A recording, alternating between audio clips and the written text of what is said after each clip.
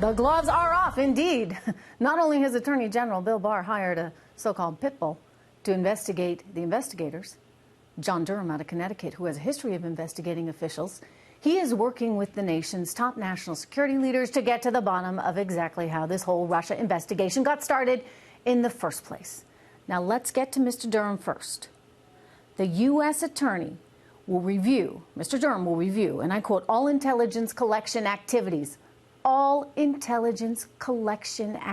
related to the Trump 2016 campaign, including how the FBI got away with using opposition research bought and paid for by the DNC and the Clinton campaign to secure a warrant to spy on an American citizen who worked for the Trump campaign. Yeah, about time, right? I mean, we spent 2 years listening to the media and listening to former intelligence officials tell us that Donald Trump was an agent of Russia. And now we know there was no collusion. He was no agent of Russia. So why would the FBI's top lawyer, James Baker, not question the use of the dossier? Remember that dossier that they had, that they then turned over to the judge in order to get that FISA warrant? I mean, James Baker volunteered that he himself never authenticated anything, telling lawmakers behind closed doors that he didn't read the Woods file, which provides the underlying documentation. Meanwhile, as I reported the other night, it was actually highly unusual for him to be involved in a case like this, something he did tell to Congress. And let me quote here. He said, at that point in time, when I was at the FBI, most of the FISA, almost all the FISA applications did not go through me. And then he explained one of the reasons it did go through him was because this one was so sensitive. Well, if it was such a sensitive case, as he says, then, Mr. Baker, why wouldn't you triple check your sources? Or, hey, maybe just check them, right, before filing a FISA warrant?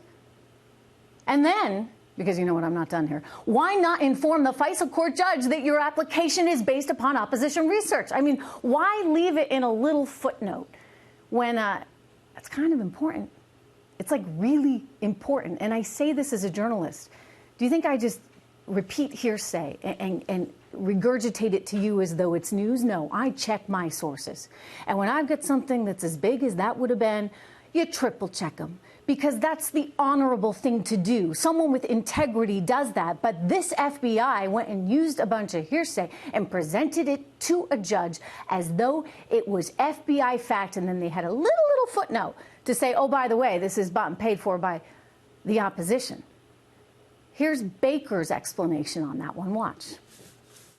Why was it in a footnote rather than written in big red magic marker in block letters across every page of the thing?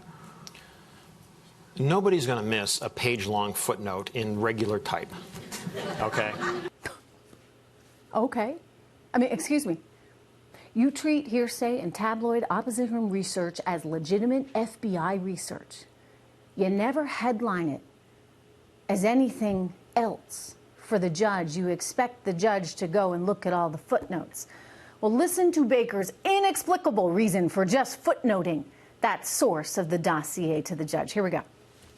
You don't want to put in to a document like this gratuitous information about U.S. persons. You want to try to minimize it to some extent. I mean, how about just not using the gratuitous material that you've never sourced in the first place? I mean, this is the FBI. This is our FBI. This should make everyone left, right, and center angry. Because if we have people in big government thinking that they can do whatever they want and they can spy on innocent Americans or people they consider a threat from an opposing campaign, then I'll tell you what, we have big, big problems. There were all kinds of easily disprovable things in that dossier. For one, the dossier claims with such specificity that Michael Cohen was in Prague in August 2016 holding secret meetings with the Kremlin. But Michael Cohen had never even traveled to Prague. And you know what? That was pretty easy to figure out. Hey, FBI, why don't you check his passport records, right? Mueller figured it out. It's actually in Volume 2, page 139. And there are more of those things throughout, more of those things that were in the dossier that could have been easily disproven. But the point is, if, as I suspect, the FBI was out there relying on opposition research for political purposes, then this is the biggest scandal in modern American political history. Perhaps the biggest scandal ever, politically, in this country. Joining me right now, former senior advisor to George W. Bush, Fox News contributor, Mr. Karl Rove. Karl, good to see you. Good to see you. Tell me a little bit about Mr. Durham. What do you know? Well, career apolitical, a career U.S. Deputy U.S. Attorney, now U.S. Attorney for Connecticut, literally joined the U.S. Attorney's Office in Connecticut in the late 1970s after graduating from law school. He has a reputation as a determined, focused, unflappable prosecutor who's willing to take on the powerful and his employers. He was the guy who took on the FBI senior agent who was basically defending and hiding Whitey Bulger's nefarious activities, using him as a confidential informant, but hiding some of his more extreme and violent deeds from law enforcement. He's the guy who took on the Republican governor of Connecticut, John Rowland, and prosecuted him and sent him to jail. He was the guy that Attorney General Mukasey turned to judge the question of the destruction of the tapes of CIA interrogators, and the Obama administration asked him to take a look at enhanced interrogation techniques and to make a determination as to whether they violated U.S. law. In each and every instance, he did what he thought was right, and I'm sure in this instance it's one of the reasons why Barr chose him. The American people need to have these answers, and this is a guy who's going to give them to them, and it's going to be straight arrow, chips fall where they may. Let's let the facts speak for themselves. Yeah. I mean, you heard what I had to say, and I still maintain I'm sort of stunned by this, because the idea that you would ever rely on something that you had not sourced yourself. I mean, in journalism we don't do that, but yet our FBI might do that. I mean, that just seems totally bonkers to me, Karl. Yeah. Well, this is why his appointment is so important. Michael Horowitz, the Inspector General of the Department of Justice, is conducting an investigation along similar lines. However, his authority is limited. He can only interrogate or interview or request documents from current employees of the Department of Justice. Now that we've got a U.S. attorney, he can turn to people like McCabe and Strzok and Comey and Baker and others who've left the government service, and he can compel them to give testimony and to produce documents. So with this sort of, if you want to look at it, a 1-2 punch between Michael Horowitz, who's got an impeccable reputation for being fair and calling it like it is, but is limited in the authority that he has, and we now have Durham, who's going to be able to build on the work that Horowitz has been involved in for better than a year, and to extend it by talking to people that Horowitz doesn't have access to. So, you know, if you want to step back even further, we've now had 4 people: Mueller, John Huber in Utah, who is looking at some elements of this, U.S. Attorney, again, apolitical, Durham and Horowitz. All 4 of them are straight arrows, and we know from Mueller's performance, here's a guy who clearly demolished the argument about conspiracy and collusion, and who, when it came to the issue of obstruction, basically said there's not a prosecutable offense here, in my opinion, a clearly prosecutable action for the government, and left the final decision up to... There are some Democrats that might dispute you on that interpretation, by the way. Well, I know they're clinging to anything. But if that's out of disappointment with Bob Mueller, and now we got 3 other straight arrows, and I think at the end of this whole process, American people will have greater confidence that they know what happened and why it happened.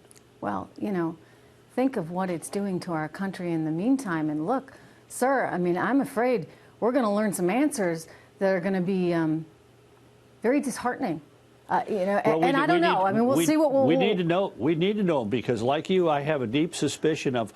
I mean, how is it that they hid from that the Clinton campaign and the Democratic National Committee spent so much money with a law firm to hide the fact they were hiring Fusion GPS, and Fusion GPS in turn hires a retired British Secret Service agent who picks up the phone and calls his pals, former KGB and FSB agents in Moscow, and says, you got any dirt on Donald Trump? Now, if that is an open invitation to the Russian Secret Service to play around in the U.S. election by providing disinformation, and for how this came to be and how they came to rely upon it and why people did the things that they did, we need somebody with an impartial and stellar reputation to go take a look at this so the American people can be confident this is not going to happen again. If I was a FISA judge, I would be furious that this was not headlined to me, that this is the Clinton campaign opposition research effort funded by, we don't even know today how much. They spent $12, I think it is, $million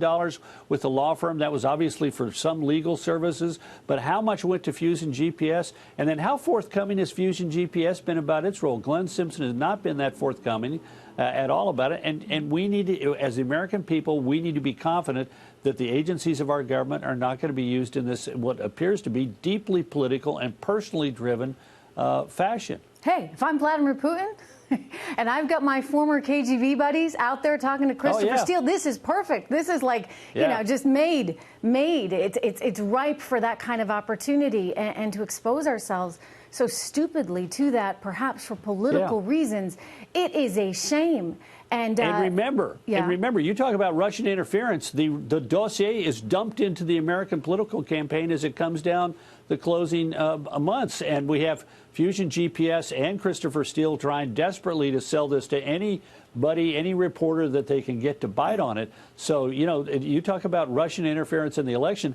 This was solicited and received by agents of the Clinton campaign and the Democratic National Committee. And I don't see Nadler and Schiff and the rest of this crowd being concerned deeply about that. They're focused on something that Robert Mueller came back and said there's no evidence of a conspiracy or collusion between the Trump campaign and the Russians at all. And yet we got Schiff and everybody else spun up about what Robert Mueller's already killed and not spun up at all about what we know to be a fact, which is the DNC openly invited the Russians to play in our political campaign by providing information which is a lot of it just clearly trash, and none of which has been verified. No, look, I mean, Karl, this is why we're in such a sad state right now, where things are so politicized that people are putting politics ahead of country here. And this is one where you ought to care. I don't care how much I hate Donald Trump, okay? Anybody that is American should care.